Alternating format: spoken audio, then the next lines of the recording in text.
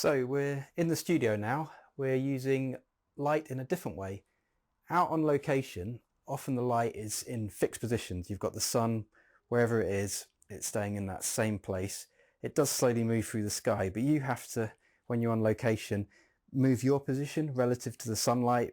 So the object you're photographing or the landscape or the hills are defined in different ways. Now that is all switched on its head when you come inside the studio, because in the studio you can position your lights wherever you want.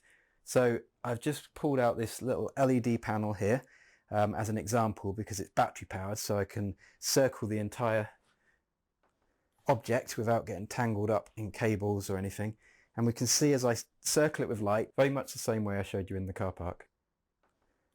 The object is defined in different ways. So we'll start with light firing straight into it from almost directly out the camera. If I just lower the light there, you can see it's almost from the point of view of the camera, and that is the point of view where you don't really see many shadows because it's been hit so face on. There's no relief to it because it doesn't have highlights or shadows. It's just, you're just seeing that flat light on it.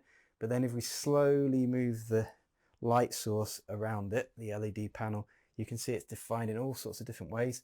So you can see there it's clipping it in nice ways. You're seeing textures, and you can work with the height of that light as well. You can go very low to the ground or very high to the ground.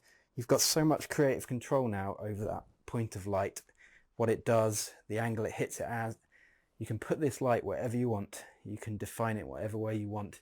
You can try low and high. You can go directly from above and get some really unusual light. You can backlight it. We were talking about the sun hitting objects from behind and clip it in interesting ways. So this is, we've looked at available light, which is light outdoors. This is artificial light, where you have all that control and you can create some really interesting effects. You can just have tons of fun with it. We're going to spend a bit more time exploring artificial light now. I'm going to show you a very basic free light studio setup, 2 soft boxes and a directional light, and how you can light an object on a tabletop. But these ideas can be extended to lighting room sets, lighting outdoors when you're maybe at night when you've got some light. It's the same ideas apply, that you've got a directional light that's kind of like a spotlight, and then fill-in lights. That's the very basics of studio photography lighting. So we'll have a look at that now, and I'll give you a bit of a demonstration of how I work in the studio and how I think about that. So we're now going to have a quick look at a very simple studio lighting setup using free lights. I'm using these lights, which are flash lights, but they've also got modelling lights. Modelling lights are lights that are on constantly. It's like a tungsten bulb in the middle of that, and it helps you get the position of your light correctly because you can constantly see what that's doing. But then when you're ready to do the photograph, you can start using the flash, which is when you see a pop of light like that. You can actually shoot with just your modelling light. Sometimes I like to do that because if I've got my camera on a tripod, I can do quite a long exposure. But basically what you do first is you position your free lights so that the object looks good using the modelling lights. And then after that, you start working with the flash and the power of the flash and getting the ratios right between those free lights. So I usually start with what I call my directional light, which is like that spotlight, which is where you've got an intense amount of light coming from a very small area. And because it's coming from a small area, you get very defined shadows, very sharp light hitting it. Whereas we're going to look at soft lights in a second, and that's where you get very soft shadows and a very kind of general light hitting it. So I tend to get my directional light looking good first. So let me just move that around a little bit. So it's clipping the dinosaur. I'm going to play with the height a little bit, get it looking like that. So it's got a nice shadow, and then I'll check that from camera a few times. I quite like that. I think maybe it could have a bit more light on the actual head of the dinosaur. So I'll just rotate my subject a little bit and bring that round. I think that's looking okay. You can do other things. If you've got a directional light, you can use what's known as diffuser material, and you can put that over the light and you can make a slightly softer directional light. You can use bulldog clips to do that. It takes a little bit of power out of it, and also it means those shadows that are coming from it aren't quite as sharp and defined. In this case, I really want those shadows lovely and sharp, so I'm not going to use that diffuser material. I'm just going to use the direct light coming from there. So we've got directional light positioned. I'm liking the look of that. Now we're going to move on to soft light. Now I have two ways I can light this. There is this umbrella here. Let me turn that on.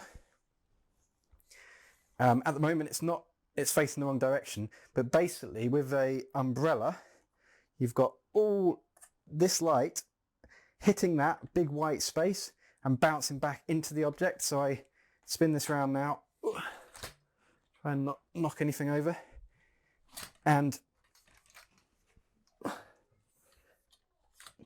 all that light is, instead of coming from a very sharp point as it was over there from that directional light in the background, it's coming from a very large area. So it's a very general soft light. And the same goes for this light, which I'm going to start using now. This is known as a softbox, and it has light, instead of coming from that tight area that you get on this light here, it comes from this entire large, almost 2 meter square area. So it hits the object and you don't get a sharp shadow from it. So let me just position this and show you the effect it has. I'll point that at my object, fix it, bring it down a little bit, and just adjust the height.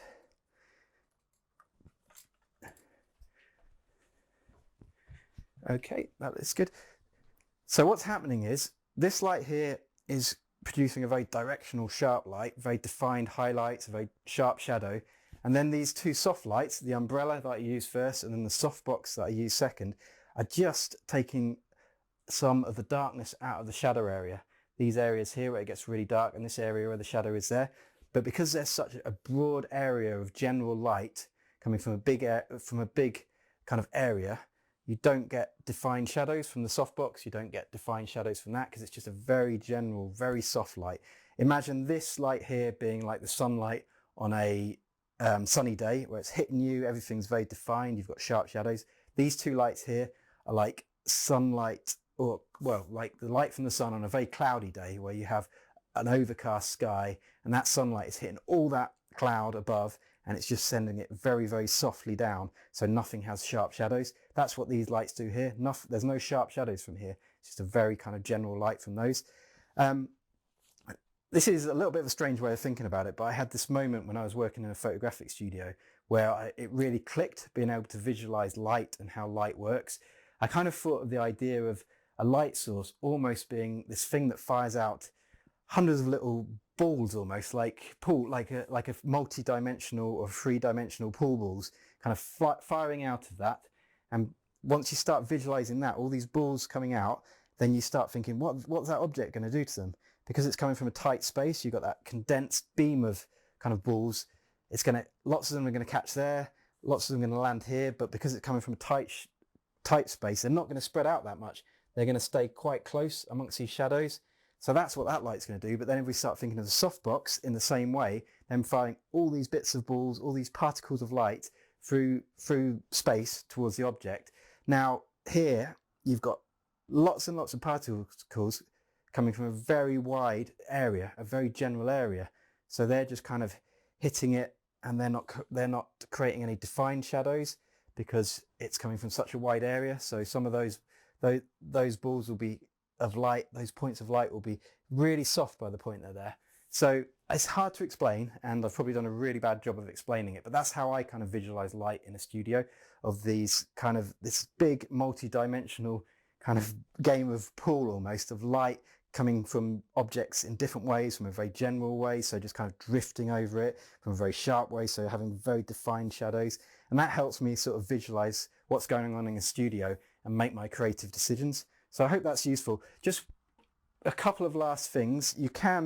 Sometimes I like to use 4 points of light. I've not got 4 flashlights, so I just want to demonstrate this. You could have a little bit of light clip in it. Let me just change the color of that.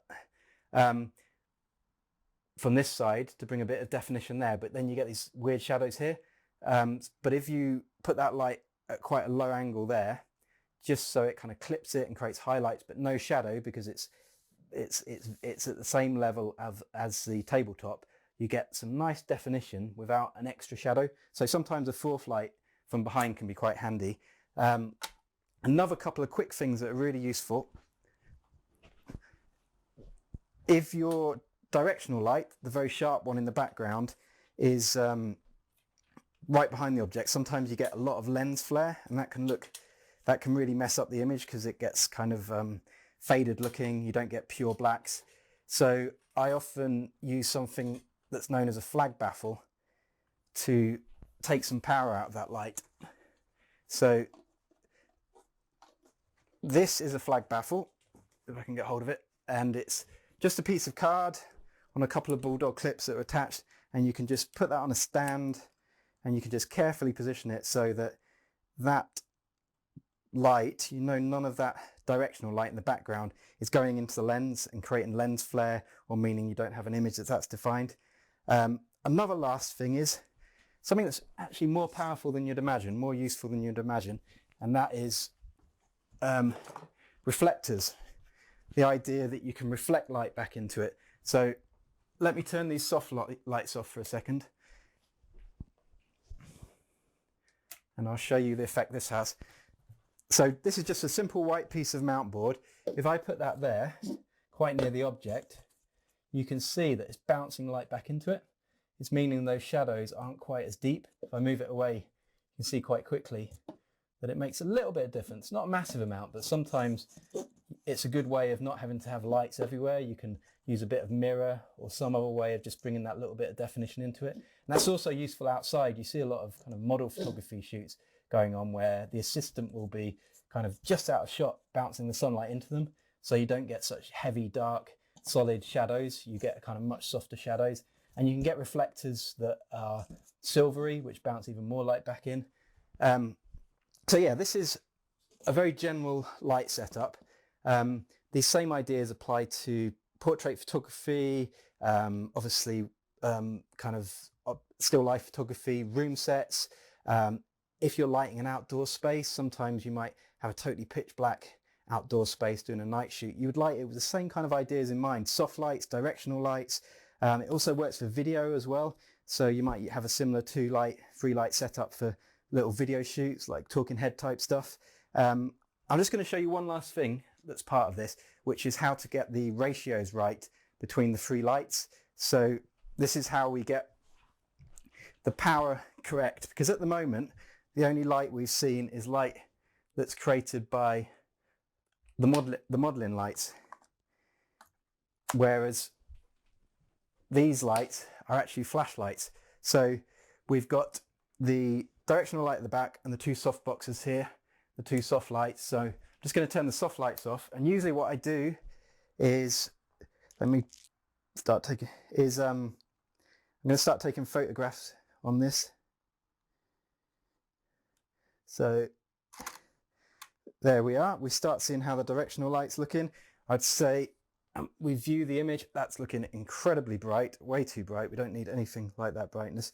So I'm going to change my power on this directional light right down to a much lower one.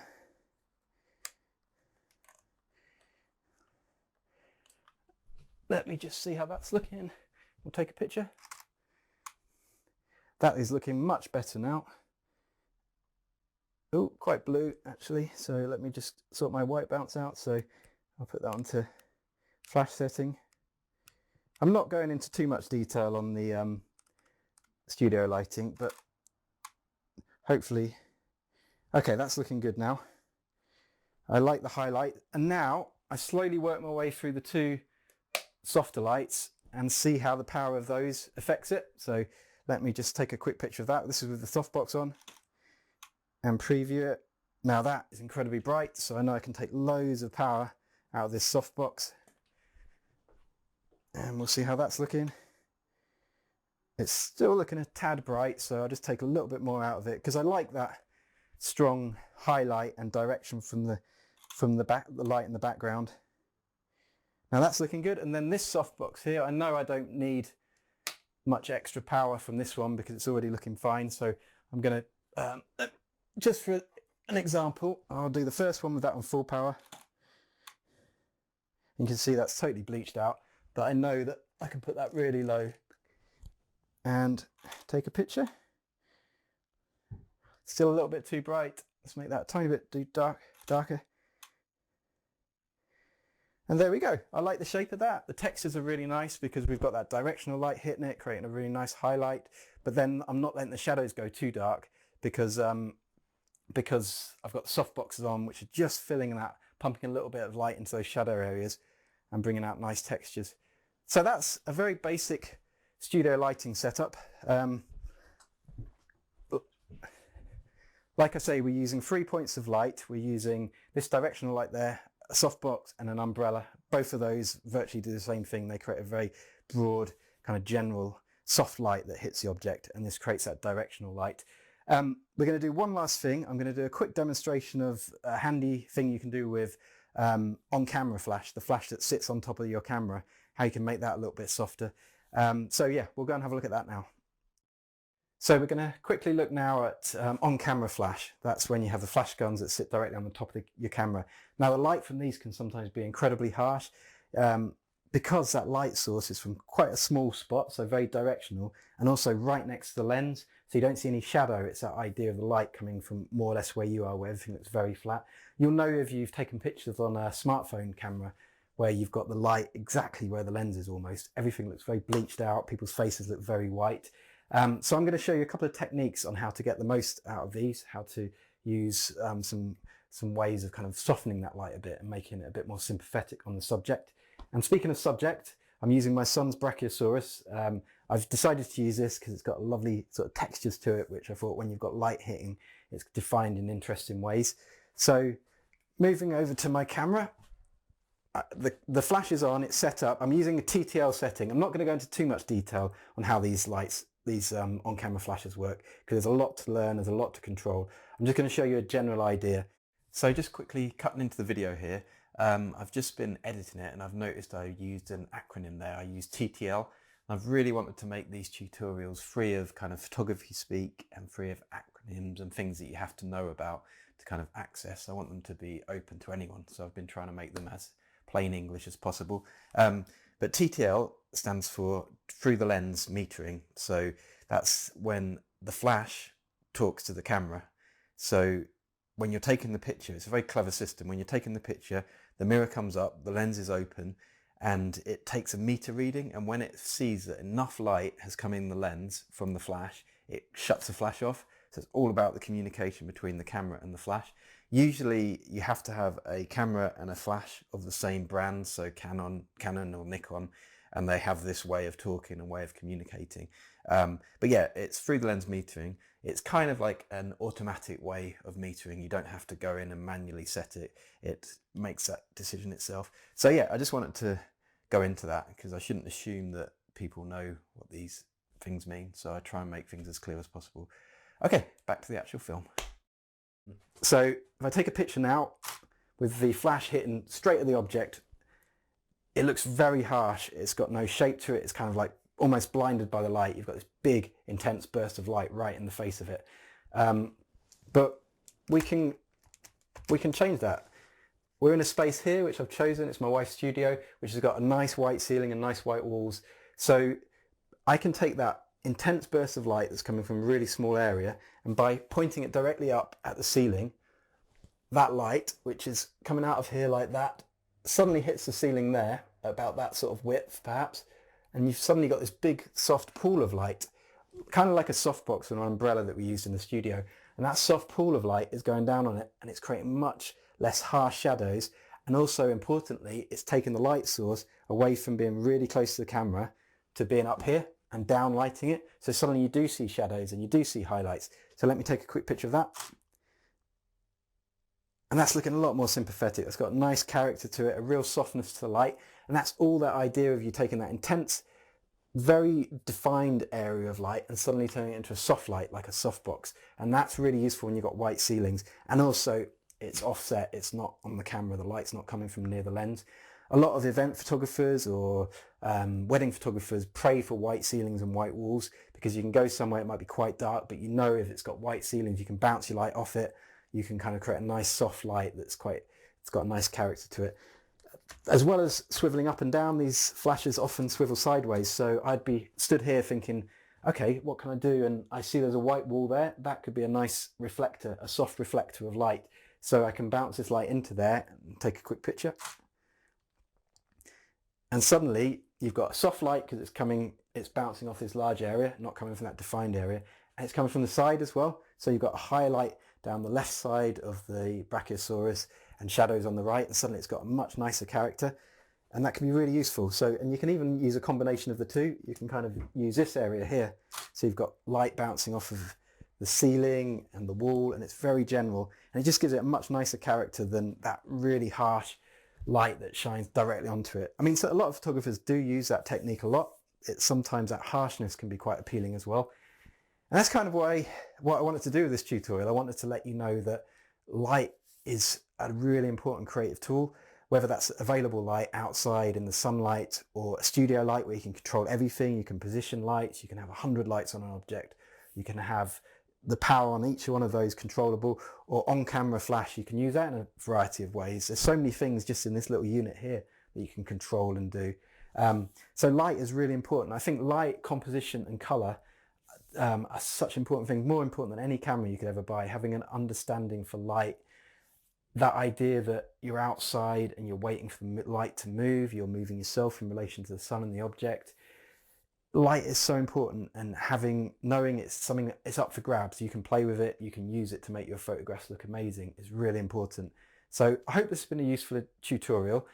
There's lots more tutorials on the playlist, so subscribe if you like. There's more to follow. I'm going to do a night photography one soon. I'm going to do another one looking at lenses, how different lenses can pick up resolution and detail the world in such a variety of ways. And then I'm going to do some more. I've got lots more subjects I want to cover. So hopefully these will all form a really nice course which will all tie together. And just by these tutorials I'm putting together will give you a real way into photography. So, but if you've got any subjects you'd like me to cover or any questions related to photography, please get in touch. I'm always happy to help where I can. Yeah, and I hope this has been a useful tutorial. Thanks for watching.